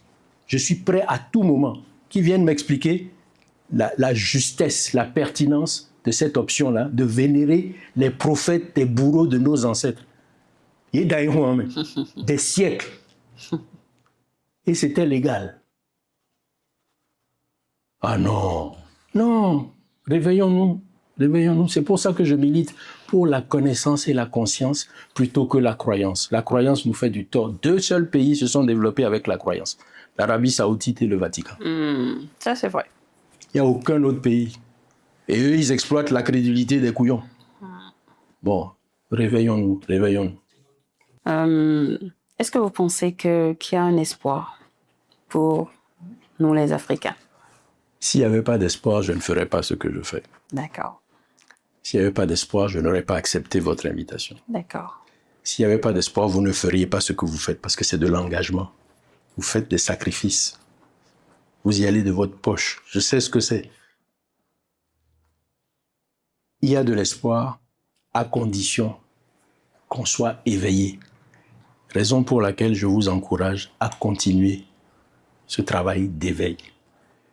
Des siècles d'évangélisation, d'islamisation, de colonisation et d'esclavage nous ont endormis. Nous avons besoin de plus de connaissances pour nous réveiller. Partageons la connaissance, semons des graines de conscience. Et tôt ou tard, je sais que je ne serai pas là. Mais vous serez là et vous vous souviendrez du tonton là qui nous a donné des munitions pour ce combat. Moi, je suis fournisseur de munitions. Mais je sais que demain, vous allez gagner. Donc, il y a forcément de l'espoir. Et puis, nous n'avons pas le choix. Nous sommes les fils aînés de Dieu. Il faut qu'on apaise la famille humaine. La pagaille qu'ils sont en train de faire là. Il faut qu'on remette de l'ordre. L'aîné ne peut pas être dans une maison et puis les petits frères vont se bagarrer. Donc, c'est votre responsabilité. Ouais. Le drame aujourd'hui, c'est que nous sommes devenus tellement ignorants de nous-mêmes. Je vais vous raconter une anecdote. En 2018, novembre, décembre 2018, je me retrouve à Lomé, à la clinique Biassa du docteur Fiadjo, qui avait assisté à une de mes conférences quelques mois auparavant et qui avait commandé pour lui et ses amis 15 exemplaires des 4 tomes du Code de vie du primitif. Parce qu'il avait été séduit par ma pédagogie et il a commandé. Donc j'avais 2 cartons avec 60 livres. J'arrive à la réception de la clinique, au 2e ou 3e étage, et la dame qui est à l'accueil me dit « Ah, le docteur est au bloc opératoire, on sait quand ça commence, on ne sait pas quand ça finit. » Je dis « Il n'y a pas de souci, je vais attendre, parce que laisser 60 livres à une inconnue, même si c'est sa secrétaire, je préférais lui remettre en main propre. » J'attends patiemment, et pendant que je suis sur les bancs d'attente, à côté de l'ascenseur, il y a un monsieur en costume cravate, bien ajusté, très élégant, là, qui rentre. Il va au secrétariat, il voulait voir le docteur, on lui dit qu'il est au bloc, lui, pressé, il repart, et en revenant, il me voit, et il dit « Ah, l'homme du Fa. » Ah, moi, au Togo, je ne connais pas grand monde, on ne me connaît pas, je suis surpris. Je lui dis « Mais comment vous savez ça, vous ?» Il me dit « Mais je vous ai suivi en juillet dernier à telle manifestation, vraiment. Est-ce que vous avez 5 minutes ?» Je dis « Asseyez-vous, je tue le temps en attendant que le docteur sorte. » Il s'assoit, et il me dit ceci. « Vous m'avez impressionné ce jour-là. Mais j'ai un souci. » Je dis « Ah bon, lequel ?» Il dit « Je suis chrétien et je suis épanoui dans mon christianisme. Qu'est-ce qui m'oblige à prendre le risque de me faire escroquer par un charlatan sous prétexte de connaître ma tradition ?» Je lui ai dit « Vous avez entendu les mots que vous avez utilisés? Prendre le risque de me faire escroquer par un charlatan. Vous avez déjà peur. Si un chat éternue, là, vous allez avoir une attaque. Restez dans votre christianisme. » Il me dit « Ah non, vous n'allez pas m'évacuer comme ça. » J'ai dit « Ah, vraiment, vous avez trop peur. Même si le Bokono éternue, là, vous allez avoir une attaque. Décontractez-vous un peu. » Relax. J'ai dit « Bon, on m'a appris qu'on ne répond pas à une question par une question. Mais permettez-moi de vous poser une question. Et en répondant à ma question, vous aurez la réponse à votre question. » Il dit « Je vous écoute. » Je lui dis « Imaginez que vous et moi, nous représentions le Bénin et le Togo à une conférence internationale. À Tokyo, à Rome, n'importe où. On a fini d'évacuer le sujet technique qui nous rassemble et à la fin, on fait un tour de table, on demande à chacun comment tes ancêtres parlaient à Dieu. Vous allez dire Jésus, Marie, Joseph. Quelle va être la réaction de l'Européen? Il dit, mais ça c'est pour moi, pour toi, c'est quoi? Maintenant, si vous êtes musulman, que vous dites Allah, Mohammed, qui va se moquer de vous? C'est l'arabe. L'arabe. J'ai dit, moi je vais parler de la spiritualité de mes ancêtres pendant des heures jusqu'à épuiser les batteries des micros et des caméras. De vous et moi, qui sera considéré comme le digne africain? Il baisse la tête, il dit, non, répondez. Votre réponse est la réponse à votre question. C'est ça. Il dit, évidemment, vous. Je dis, voilà pourquoi vous devez prendre le risque. Arrêtez de vous faire peur tout seul. De prendre le risque de me faire escroquer par des charlatans. Bon, il est vrai que, malheureusement, la réalité fait que, comme je l'ai dit tout à l'heure, 38 faux, 2 vrais. Oui, malheureusement. Donc, nous devons tous contribuer à assainir, même les praticiens. Il faut améliorer la pratique, il faut introduire plus d'hygiène et d'esthétique. Oui. Parce que quand on a goûté à des salles propres, bien décorées et tout, et qu'on vient, qu'on voit de la saleté, du sang... Vous allez adorer rencontrer mon frère dans son temple. Ah, Je vais vous y amener. avec grand plaisir. Alors, professeur, quand il faut de vrai, vous n'auriez pas pour nous quelques petites astuces qui pourraient nous permettre d'identifier les tranouis faux là? 2-3 choses.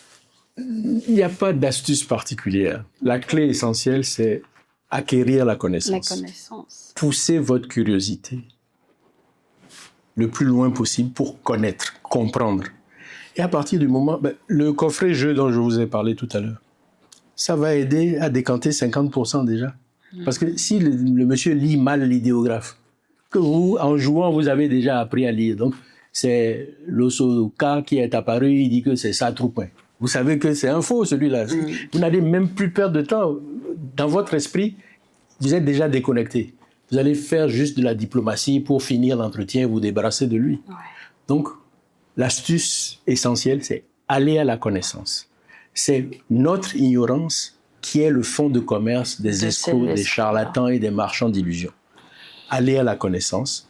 Il y a de plus en plus d'ouvrages. Documentez-vous, instruisez-vous. Et puis, à partir du moment où vous aurez les connaissances de base, vous savez lire, mais plus personne ne peut écrire du charabia devant vous et vous convaincre. Donc, moi, j'ai été, par ma curiosité, guidé par ma curiosité, à l'université ouverte à Djou-Dissa. Et j'y suis toujours. Je suis à l'école des Dissa. Faites l'effort d'aller vers les sachants. Ouais. Et puis, vous apprendrez. Et quand vous connaîtrez, plus personne ne pourra vous tromper. C'est pas compliqué, hein. C'est pas très compliqué. D'accord. Mais on a passé notre temps à apprendre pour l'autre. C'est pour l'autre qu'on connaît. On est capable de citer les versets de ceci, de cela. Mais ça, là, on ne connaît pas. Ici, c'est 256 versets. Puissant. Encyclopédie de la condition humaine. Et il a été démontré par Frank Carlos que c'est une encyclopédie de la condition boursière. Donc, ne laissez pas le trésor là, revenez. Mais allez-y avec humilité. Ouais. Ça, j'y tiens. Si je bénéficie des enseignements des deux frères Dissa, c'est parce que je les ai abordés avec humilité et respect. Je ne suis pas venu en faisant le akawé. Et bien, c'est vraiment. Bon, donnez-moi vos yama là, je vais faire. Non. Ce que je partage avec vous, ce n'est pas 1/10 de ce que les Dissa ont dans la tête. Donc, je peux faire le malin devant ces gens-là? Non. Je suis un petit apprenti. Favi Yuki. Ça me suffit. Donc, soyez de bons favis. Allez chercher la connaissance. Okay. Et quand vous l'aurez acquise, mais c'est sans complexe. Vous n'aurez plus peur de personne. Parce que vous serez devenu invulnérable au charlatanisme et à l'escroquerie. Alors, finalement, peut-être que la question n'est pas de savoir si le Fa est une science, mais la question est plutôt de comprendre ce que nos ancêtres avaient déjà compris.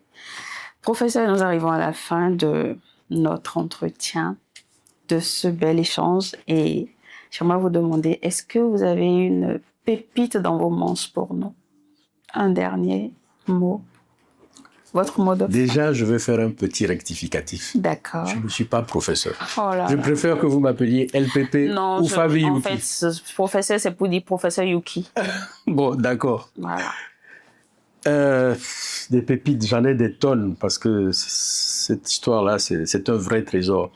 Mais je crois que je reviendrai sur le poème que j'ai dit tout à l'heure. Soyons fiers de nous-mêmes.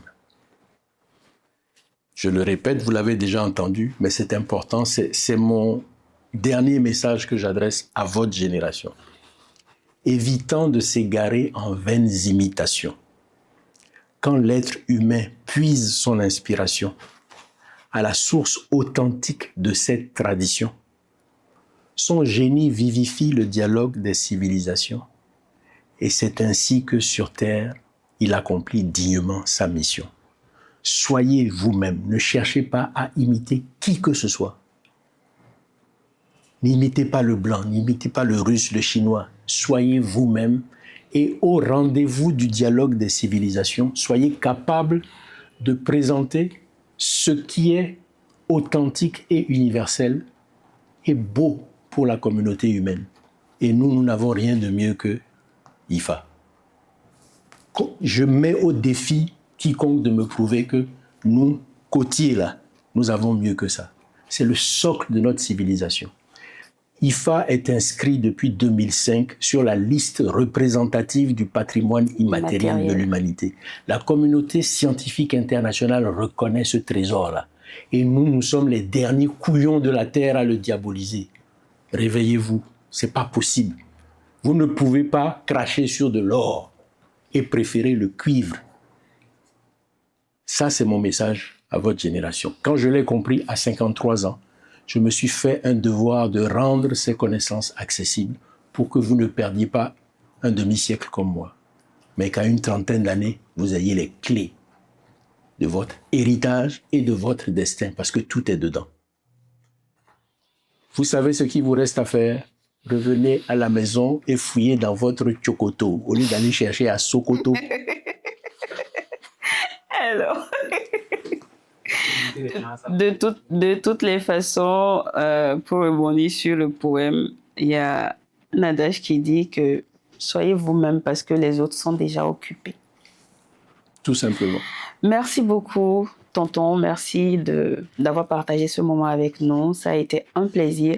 J'ai encore tellement de questions, mais je pense qu'on aura d'autres échanges de ce type. Avec grand plaisir. Je vais profiter pour demander comment on peut se procurer votre livre. Alors, en principe, il est disponible dans les bonnes librairies de Cotonou et surtout au Centre Akanga, qui est le centre culturel créé par mon éditeur, Dieudonné Yamankou, les éditions Dagan, à Porto-Novo, non loin de la place Kachi. Donc, vous allez à la librairie du Centre Akanga à Porto-Novo, vous le trouverez. Là, le stock n'est jamais épuisé. Okay. Sinon, vous devriez pouvoir le trouver à la librairie Notre-Dame, à la Sonaec et à Savoir d'Afrique. D'accord. Il me semble bien. Sinon, il y a une version électronique qui est disponible. Je vous communiquerai le lien que vous pourrez partager. D'accord. Et en préparation, il y a, pour d'ici la fin de l'année, un recueil de 32 fables. Alors, dans ce livre, au premier chapitre, j'ai présenté les préceptes du Fa sous forme de poèmes. Au deuxième chapitre, je les ai présentés sous forme de quartet littéraire. Le texte plus complet, un peu stylisé pour pouvoir être joué en scénette. Le recueil que je prépare comporte 32 quartets littéraires regroupés en 4 chapitres. Le premier chapitre, c'est le savoir-être, le savoir-vivre, les clés du vivre ensemble. Le deuxième chapitre, c'est l'éthique familiale. Le troisième chapitre, c'est l'éthique du leadership et de la gouvernance, ce que le FA enseigne aux dirigeants. Et le quatrième et dernier chapitre, je l'ai intitulé un peu divers. J'ai montré comment le FA traite la science du développement pour montrer la diversité des thématiques traitées par la sagesse de nos ancêtres. Et j'ai rajouté quelques pages pour expliquer le processus et le protocole de la consultation, parce que beaucoup de lecteurs de quelques clés d'IFA m'ont reproché de n'avoir pas expliqué comment se passe la consultation. Ce n'était pas l'objectif de mon livre, mais comme la demande s'est manifestée avec une certaine récurrence, j'ai inséré un petit chapitre pour que les gens qui n'ont jamais fait de consultation voient un peu comment ça se déroule et se rendent compte du caractère rationnel et structuré de ce dialogue avec l'oracle. Donc, c'est le prochain livre. Et naturellement, le coffret-jeu. Alors, j'en profite pour rendre hommage à une jeune étudiante de Semé City qui a fait sa licence en 2023 et qui a choisi de venir vers moi pour ma pédagogie parce qu'elle voulait faire son mémoire sur le FA. Et c'est de cette collaboration qu'est né le coffret-jeu. Elle s'appelle Ismen Koussougan. Donc, ce sera le coffret. Alors, elle a eu comme professeur ma Benjamin, qui est enseignante en design. Donc, elle est un peu comme ma petite fille. Elle a eu ma fille comme prof et moi, je suis le père de sa prof. Donc, c'est la fille et le grand-père qui ont collaboré pour mettre On ce jeu l'espère, sur le on marché. l'espère très, très bientôt. Merci à vous. Bon courage pour ce que vous faites. Merci beaucoup. Force à vous Merci. et que les ancêtres nous inspirent et nous guident. Aché, il a ché, dodo. Alors, amis du savoir, amis du Nouyon Dodo, merci de nous avoir suivis jusque-là. Je sais que vous êtes en train de vous poser beaucoup de questions. Posez-les dans les commentaires. Peut-être que ça va nous aider à mieux faire pour la prochaine fois et à savoir quelle thématique aborder la prochaine fois. N'hésitez pas à vous abonner à nos canaux digitaux sur TikTok, sur Facebook, sur YouTube. Et à la prochaine. Soyez sages et revenez à la maison.